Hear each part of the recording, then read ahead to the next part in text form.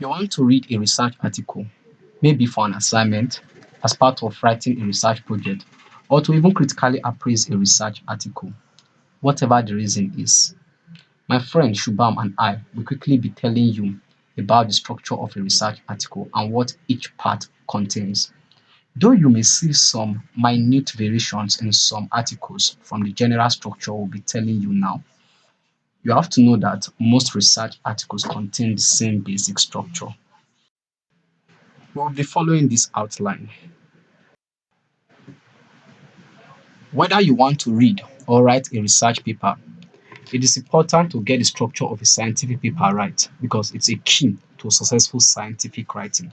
This is because the structure indicates to readers where certain information can be found, as well as to create a logical flow which mimics the scientific process in their mind. The basic structure of a typical research paper in the sciences, social sciences, and medicine is what will be discussed, considering in this lecture. This page basically shows the general structure of a full article. The content you find in the left box is mostly what you would see in the first page of the research article. While the main text, which is generally the structure that most research articles use, is what you find in the right box, which is the IMRAD structure: the introduction, methods, results, and discussion. While the content of the box at the bottom is actually an additional um, content you basically see in many research work. Okay, the title page.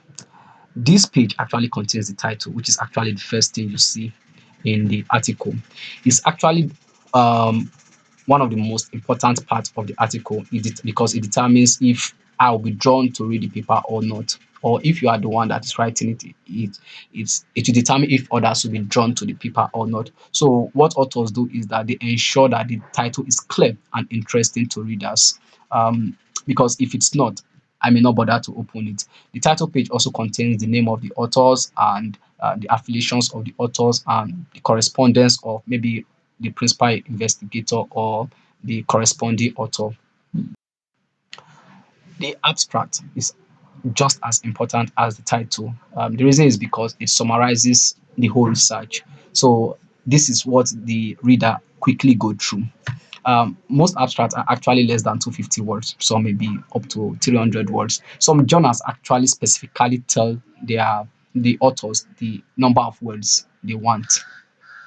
And the abstract could be written structurally or unstructurally. So the structured abstract basically take headings like introduction, materials and method, results and conclusion.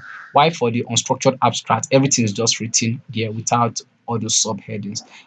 You should note that the abstract should be short, focused, and should provide an overview of the study. It's not a place where you put everything that does not provide overview of the study. So you must ensure that you avoid acronyms and citations in your abstract, except the acronym is the ones that are generally accepted. Everybody knows what the acronym stands for. Keywords, they are very important and they are always found after the abstract. So they are actually labels for the research article. Um, and you should know that abbreviations that have been established in the field is only the type that is accepted. You should not use abbreviations that you just generated by yourself. Like if a lot of people don't know the abbreviation, it's better you just remove it.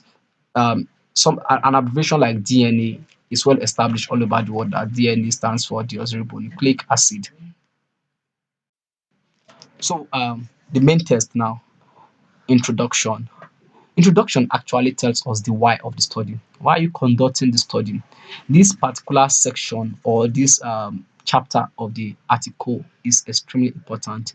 This section should contain a brief background of the study or subject. So, if for instance I don't have a great knowledge about that particular field or the particular study, when I look at the introduction, I should be able to grasp the background of the study or of the subject area that this particular research is about. You could also add literature review. Literature review is basically what findings have shown. So findings that of similar studies, you should record their findings here, like findings of at the world level, at the global level, at the regional level, at the national level, and at the local level also. You should also include what justifies or carried out the study. So many people could call this part justification, rationale, or significant. So some studies you could actually see it as a separate subheading, but many times some study just add it alongside the introduction. So why are you carrying out this study? Is it justified? It's important you state it here. You should also state the objectives of your study or the research question. What are the objectives you intend to accomplish by the end of the study? Or what are the research questions you intend to answer by the end of this study? You just told us the why, the reason why you want to carry out this research in the introduction section. You told us the objectives you intend to achieve and research questions you intend to answer. Now, the section of the methodology, or many times you see it as materials and methods, tells us about how you intend to find out to answer these research questions or to achieve these objectives you stated before. So methodology or the how. So in this particular section, you have to state the materials you use and how the research was conducted. So you should state, it should also be stated here, the context and the setting of the study. It should also state the study area. If, for instance, the title of the research says it is assessing impact of COVID-19 on delivering adequate healthcare service in a place like US or UK or Nigeria or Mexico, as the case may be.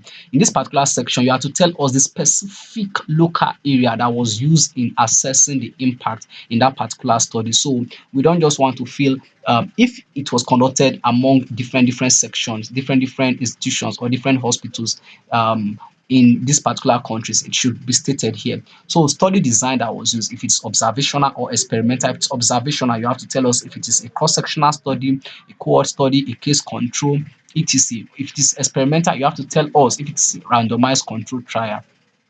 So you should also tell us the study population. Specifically, what was the study population? Was it conducted among men, women? What was the age group? We have to know the specifics about the study population. You should also describe the intervention if an interventional study was carried out, maybe an experimental study. So what was the intervention that was uh, done on the patients or on the respondents here.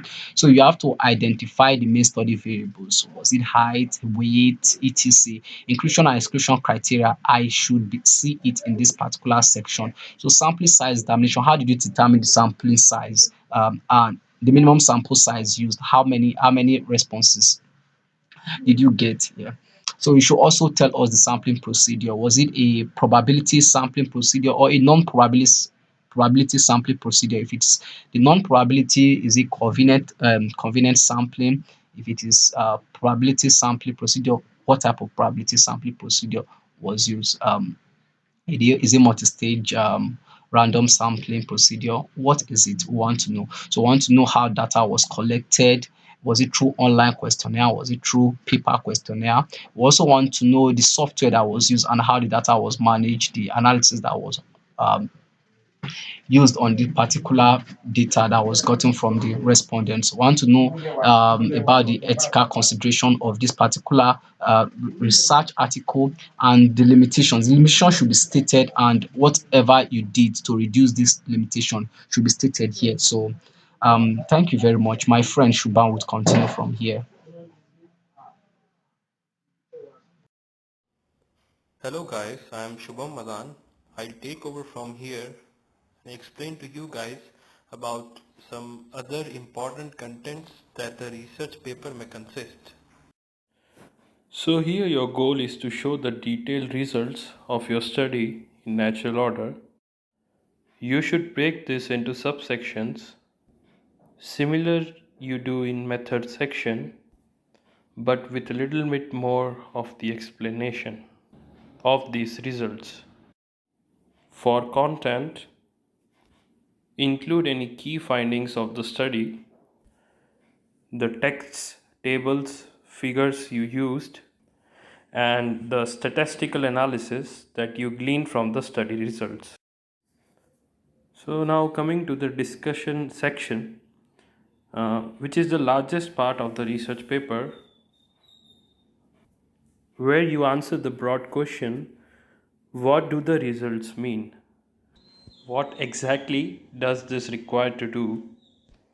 In the discussion section, the main objective is to explain the overall outcome of the study results on the specific area of study and wider implications of the research.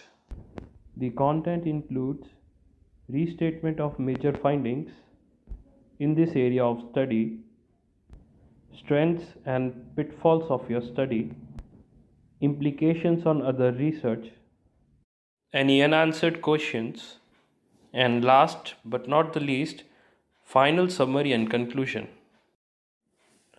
So, conclusion is basically the final statement, and actually, it leads back to the introduction.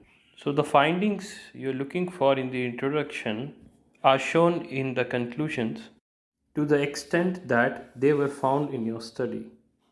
Also, it is important to know that a conclusion is not merely a summary of your points or a restatement of your research problem, but synthesis of key points.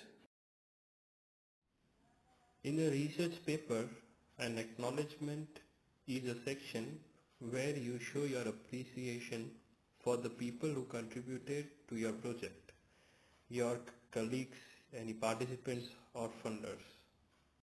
The references page is the last page of a research paper.